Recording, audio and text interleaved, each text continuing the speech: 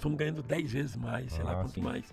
Dedé Santana conta como Carlos Alberto de Nóbrega ajudou o Didi e Dedé no começo da carreira. Terceira semana, o Carlos Alberto chegou e falou, pai, ele falou, já sei, você tem prova? É, isso, vai botar o Dedé? Faz o seguinte, Carlinhos, deixa o Dedé lá e para de mentira, tá? Dedé fala sobre como os Trapalhões ainda na Record incomodaram a Globo e Boni teve que contratar Didi, Dedé, Mussum e Zacarias pro Fantástico parar de perder de audiência. Foi aí que fui buscar o Mussum e ele foi buscar o Zacarias. E aí tomamos conta e a Globo não aguentou, chamou. Porque a gente tava ganhando do Fantástico. Pô, ganhar 1 hora do Fantástico. Não, ninguém ganhava do Fantástico. Pra ganhar do Fantástico precisava dar no mínimo 70 de Ibope. Mínimo. Dedé abre o jogo sobre a personalidade do humorista Costinha, da escolinha do professor Raimundo. Você vê que cara maravilhoso, Costinha. fora de série, E ele fora era de uma série. pessoa triste, né? Mas Ele tá. tinha uma tristeza, assim. Ele era um chega cara aí. triste, era um cara muito engraçado. Ele chegava aqui, ele era outra pessoa. Exatamente. Mas quando ele fica sozinho com a gente, Exatamente. ele era uma pessoa meio triste. Mas uma coisa que... Ainda fala sobre o gênio Arnaud Rodrigues, homem por trás de muitos personagens e roteiros de Chico Anísio. Quem me apresentou o Renato foi o cara que me botou na televisão, que chama-se Arnaud Rodrigues. É o cara que escrevia pro Chico Anísio. Dedé ainda fala sobre a crise na Globo e as demissões. Aí foi diminuindo. Aconteceu o que tá acontecendo com a Globo agora. Não esqueça de se inscrever no canal, ativar o sininho das notificações, deixar o seu gostei. Agora vamos pro corte. Nós estamos na TV Excelsior. E nós fizemos uma burrada, uma cagada. O Renato assinou um contrato 3 meses antes do que eu. Então o contrato do Renato acabava e o meu continuava. Nós estamos 2 anos sem receber na televisão. Porque quem moralizou a televisão no Brasil... antes da Globo. Antes da Globo. Quem moralizou a televisão no Brasil chama Rede Globo Televisão.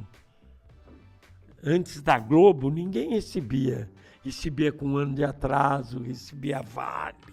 Era uma merda. A televisão era um desastre. Você fazia comercialzinho ali, merchandising, você vivia mais com aquele dinheiro ali porque a televisão pagava você quando eles queriam pagar. Mas a Globo veio e moralizou. Se o pagamento da Globo cair no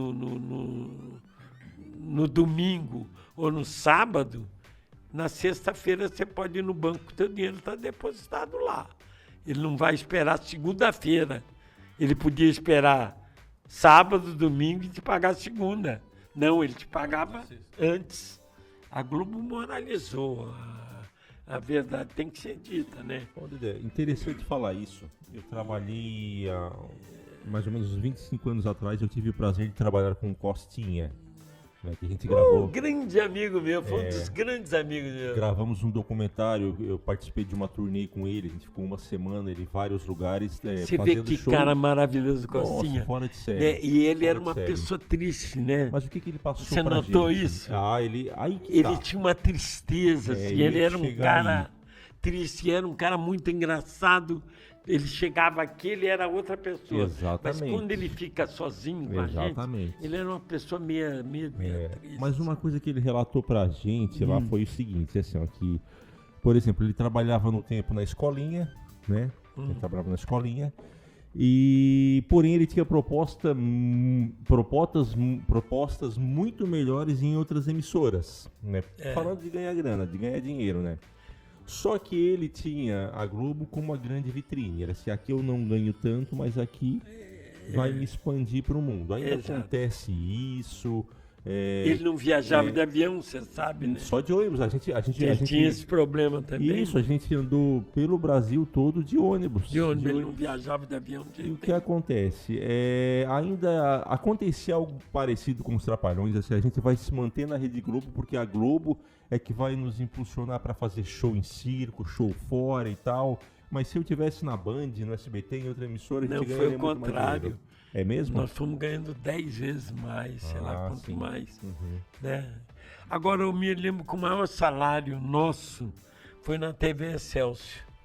Nós trabalhamos na Tupi, tinha um contratozinho na Tupi e tal. Quando eu fui chamado, o primeiro que foi chamado para Excelsior fui eu. E eu cheguei lá e falei, não vou sozinho, eu só vou se vier com o Renato, que eu tenho um trato com o Renato e tal. Foi quando quem me apresentou o Renato foi o cara que me botou na televisão, que chama-se Arnaud Rodrigues. É o cara que escrevia pro Chico Anísio. Vou bater pra tu, bater, lembra? Ele trabalhava, depois ele fez a praça, Chitãozinho, Chororó na praça e tal. Foi esse cara que me levou pra para televisão. E eu, quando fui chamado lá para Excelsior, foi o maior salário que eu já ganhei na minha vida. Era um salário assim, eu e o Renato com um salário enorme, que a Excelsior era sustentada pelos donos do café do Brasil. Eles não viviam de televisão. A televisão era uma distração para eles, que foi a maior, se você puxar na internet, foi a maior televisão do Brasil ainda. Nenhuma se comparou à TV Excelsior. Só a Globo depois, mas em qualidade, mas em espetáculo, em elenco. E não era a Excelsior que criou tudo. A Excelsior era uma televisão de primeiro mundo mesmo. E agora a Globo é conhecida no mundo inteiro, mas antes era a Excelsior. Tava contando a história com o Carlos Alberto. O Carlos Alberto é o seguinte, a Excelsior, o governo entrou em cima dela e tal, e aí tiraram os donos do café e a Excelsior virou uma porcaria. Aí foi diminuindo. Aconteceu o que está acontecendo com a Globo agora. E aí eles começaram a mandar todo mundo embora, e aí começou a atrasar pagamento, e não sei o quê, e o Renato saiu, falou, eu não posso ficar. O Renato era casado, tinha 2 filhos, falou, eu não posso ficar aqui sem receber. Eu vou sair. E aí, Dedé? Eu falei, eu não posso sair, que eu estou com o meu contrato. Se eu sair, eu perco a razão, vou ter que pagar multa e eles não vão me pagar nada. E acabou que eles não me pagaram nada mesmo. Mas se eu saísse, eu ia ter que pagar a multa, eu tive que ficar.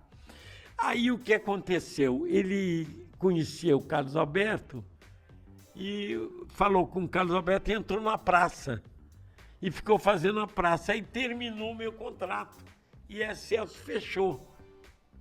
Aí eu fui lá na Record e falei com o Carlos também, que era meu amigo, o Carlinho.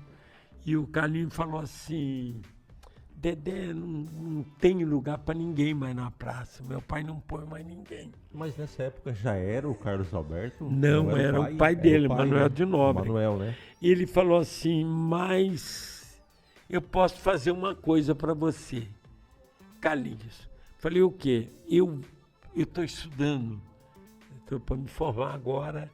Eu vou dizer ao meu pai que no dia da gravação eu tenho prova que eu não posso faltar.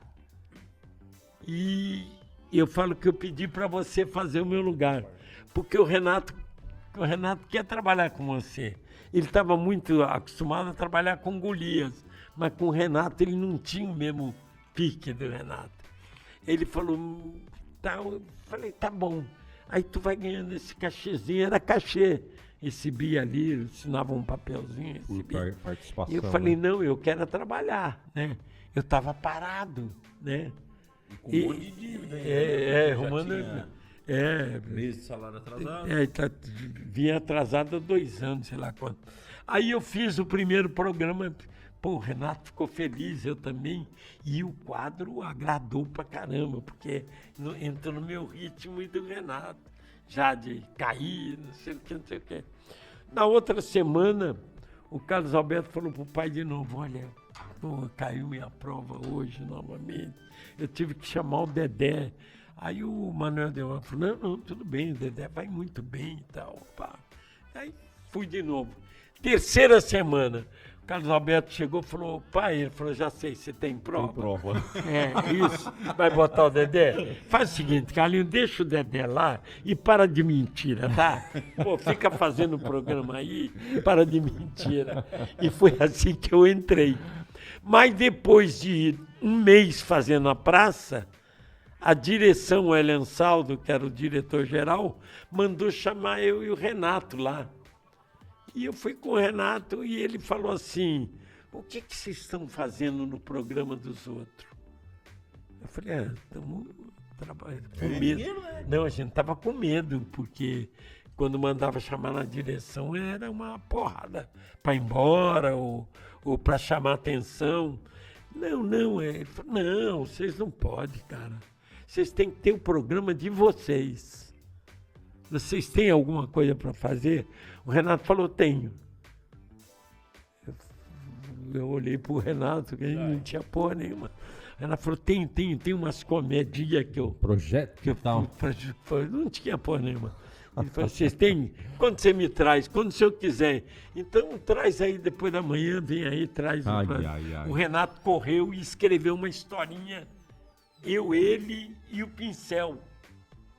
Pincel fazendo bandido, eu e ele dono de um apartamento, que levava a mulher para o apartamento. Ele fez uma historinha, eu ajudei ele ali e tal. Ele foi lá, levou, o cara falou, pô, ótimo isso, vamos botar isso. Deixa que eu ponho o nome. E eu vou arrumar o nome.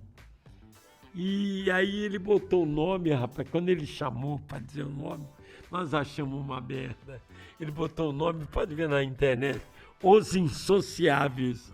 Eu falei, nós falamos, pô, sensacional, que esse nome, pô, o senhor acertou na mosca. Impactante. Olha, vai ser os insociáveis. Aí saímos da sala dele, porra, que merda, rapaz. Os insociáveis, que bosta de nome e tal.